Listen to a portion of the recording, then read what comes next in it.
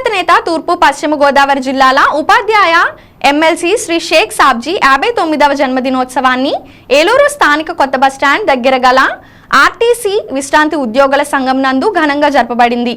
వారి జీవిత కాలంలో చేసిన సామాజిక కార్యక్రమాలు కేవలం ఉపాధ్యాయ వర్గానికే కాకుండా అన్ని రంగాల వర్గాల ప్రజల సమస్యలను తీర్చుతూ అందరి మన్ననలు పొందిన మహానాయకుడు అని పలువురు వక్తలు కొనియాడారు.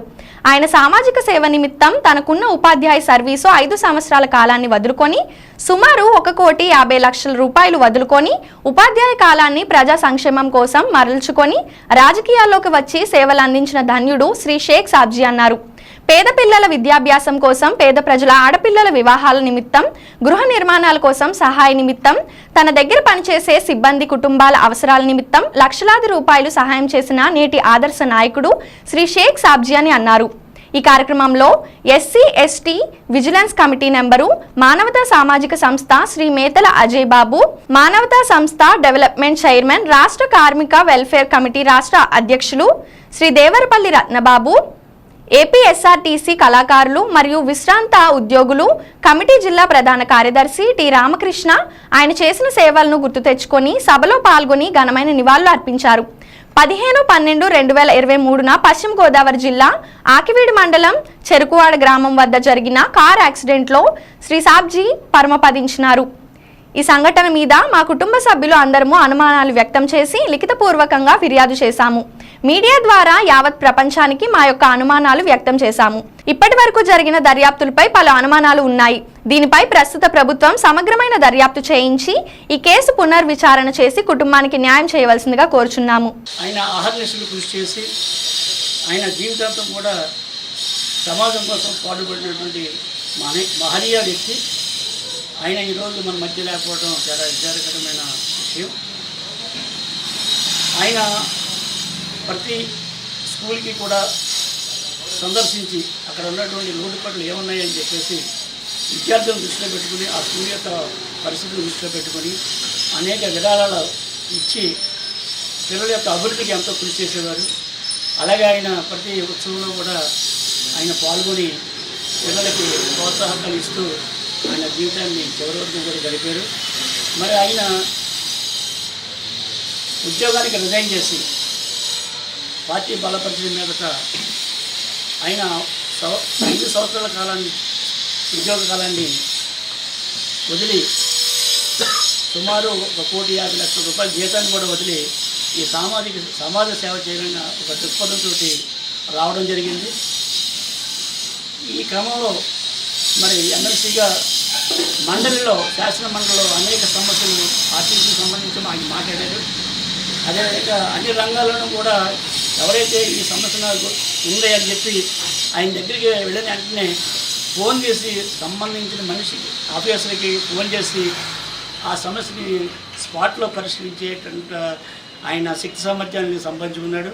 మరి ఆయన తెలివితేటలతోటి, మేధా సంపత్తితోటి ఈ సమాజానికి బాగా దగ్గర అయిన తర్వాత ఈ అంగన్వాడీ టీచర్ యొక్క సంఘానికి వాళ్ళ ఉద్యోగాల సమస్యలు పరిశీలించే నిమిత్తం వాళ్ళకి మద్దతు తెలుపుతున్న క్రమంలో ఏలూరు నుంచి భీమవరం వెళ్ళినప్పుడు ఆకువాడలో మీటింగ్ పెట్టిన తర్వాత ఆ తదుపరి భీమవరం వెళ్ళే క్రమంలో తెలుగువాడ దగ్గర యాక్సిడెంట్ జరగడం, ఆ స్పాట్లో చనిపోవడం జరిగింది.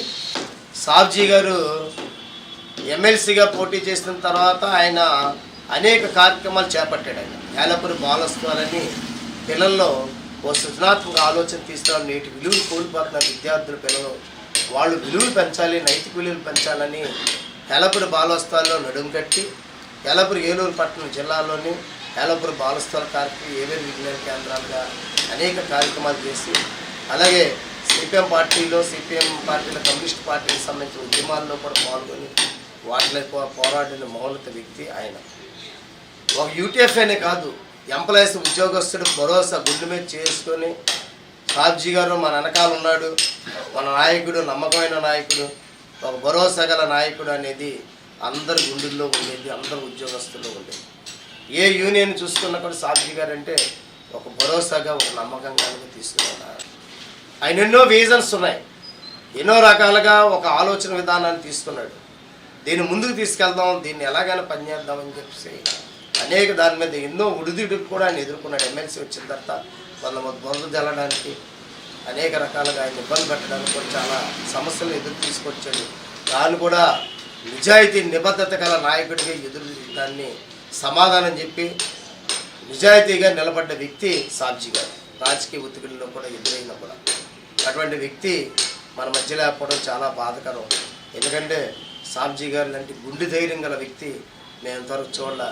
అటువంటి నాయకుడితో మేము ప్రయాణం చేయడం మాకు ఒక అదృష్టంగా భావిస్తూ మరి ఆయన ఆశయాలు ఆయన ఆలోచన విధానాలన్నీ కూడా మనం అందరం పుడిపించుకోవాలని చెప్పి తెలియజేసుకుంటూ ఈరోజు ఆర్టీసీ యూనియన్ని నేను ఇక్కడికి వచ్చినట్టు చాలా రకంగా మనకి దగ్గర సంగతి మాట్లాడుకో చాలా ఆనందం వేసింది.